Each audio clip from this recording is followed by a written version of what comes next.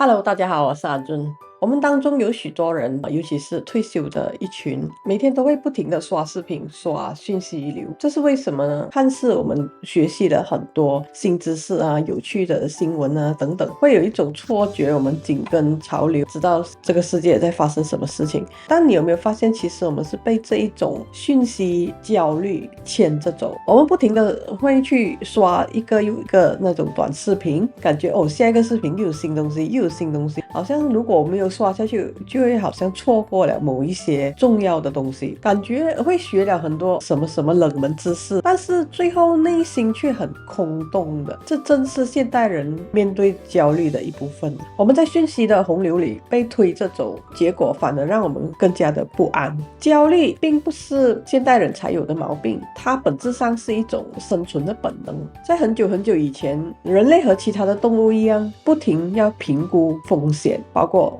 会不会有食物啊，会不会有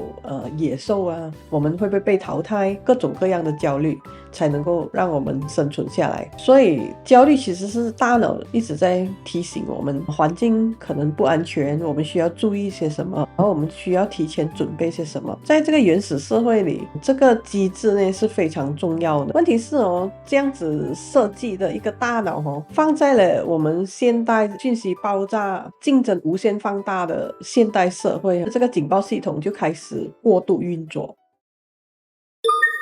如今我们的社会让人感到焦虑的，已经不再是森林里面的豺狼虎豹，而是一些刻意被放大、重复演绎的一些未来的情景。这些情景往往都有几个固定的套路，当中我们常常会有听到保险从业员会跟我们讲，我们不知道是明天还是意外会先到来。等你老了，健康大不如前，身体很脆弱，然后又没有收入，至少你还有这一份保单可以给你一些收入。这些话其实不一定是假的啦，可是问题是在于他就刻意先给你营造一种高度脆弱啊、孤立无援未来的你，然后再悄悄的暗示你说，如果你现在不买这个保单，你将来就一定会后悔。有意无意的那种制造焦虑，就是许多成功销售员最常用的一个手段吧。因为情绪往往是比理性更容易促成这一单生意咯，所以98%的人吧，其实都根本并不了解所购买保单里面的细节啊、条件，还有一些限制哦。同样的逻辑也大量的出现在保健直销啊、投资课程啊、心灵成长课程啊，以及各种服务配套的招募过程呢，我们都会有看见这些贩卖焦虑的手段。他们首先会给你描绘一个极度美好的画面，成功啊、自由啊、健康啊、蜕变啊，再配合它产品的功能说明咯，成功的案例啊、见证啊，有时还会赠送你大量的赠品，让你迅速进入了一个兴奋愉悦，然后不可以错过的那种感觉里。如果这些产品或者服务确实是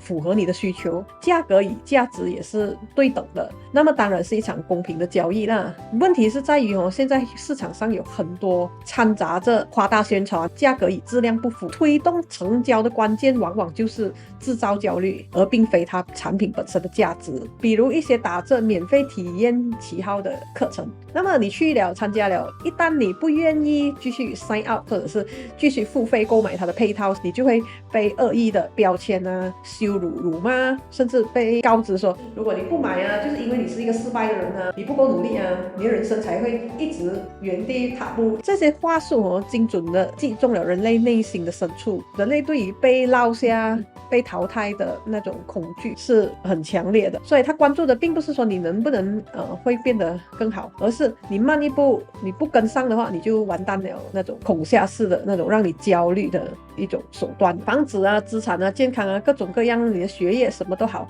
都是遵循这同一套逻辑，就是不早点买房啊，房价越来越高，你就追不上了。或者是你没有出息啊，一场病啊，你就完蛋了别人都做好准备了，就只有你还在犹豫啊。这些都是把那些万一都放大，让你想象最糟糕的一个未来的版本，所以就造成这种焦虑咯，将这种焦虑转换成一种推动消费、迫使你立刻做出决定的一种燃料。讲了这么多，我们要如何去防范这一些刻意贩卖焦虑的商家咯，不要被他们牵着走。买保险，人生有规划并不是说不好的，但是我们需要去分辨说善意的提醒跟恶意的操控，我们要懂得去识别这种恐惧驱使型的话术。一个简单的判断标准就是，如果对方主要是让你想象一个很可怕的画面，而不是清楚的告诉你风险跟概率，这样很大可能他就是在卖着焦虑咯。理性的规划类是会告诉你各种各样的可能性，然后你目前的条件，在你的条件允许之下可以选择的方案，然后还有各种选择所带来的利和弊，这个是专业的啦。那么如果是不专业的呢，他就只是一直在强调现在不做啊，你未来就一定完蛋，然后错过就没有第二次了啊，就是今天而已啊，那种以情绪来牵引你。所以认知行为心理学里面有一个重要的技巧叫做概率矫正，不是说最坏的情况会不会发生，而是说这个情况发生的概率是多少，就算发生我们能够承受多少，然后是不是只是有一种解决的方法。所以很多焦虑型的那种推销员呢，就刻意跳过了这一点他就只是不停的放大那个最坏的情况，然后让你有错觉最坏就是一定会发生的。人在焦虑的情况下就往往就会做出冲动跟后悔的决定所以一个有效和简单的方法就是，任何的重大的决定至少要给自己一些时间，就是48个小时去想清楚。如果一个方案经不起这种推敲让你冷静2天也不能这样很大可能这个东西就是卖的不是它的价值，而是你的情绪了。要维护好我们长期的心理稳定的话我们需要的是来自于我们的掌控感，而并不是保障感。真正降低焦虑并不是你拥有什么，你买了什么产品还是什么标签，而是保持学习的能力。我是不是还能够调整我自己的生活方式？我是不是还能够有这个能力去求助，能够修复，能够应变？这个是我们最大的安全感的来源吧。所以当你相信你自己有能力有这个调整的余地跟空间的话，焦虑的推销就会很难奏效了。我们要 zoom out， 就是不要这么的去 focus 在一个点上，而是把自己推一步来看一个更大的画面。焦虑原本是一个自然的机制，让我们存活下来，但是放在今天呢，它常常被这些商家、广告社交媒体、推销员、各种的 agent 利用。当然不是所有的商业资讯都是夸大或者是骗你的，也有非常好的东西需要好的资讯，但是那些凡事都让你感到